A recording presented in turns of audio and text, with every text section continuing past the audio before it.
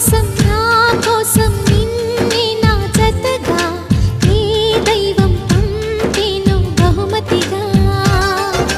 నిన్ను నన్ను కనవేసే ప్రేమే సాక్షిగా, కన్ను కన్ను కలబోసే కలలే పండగ.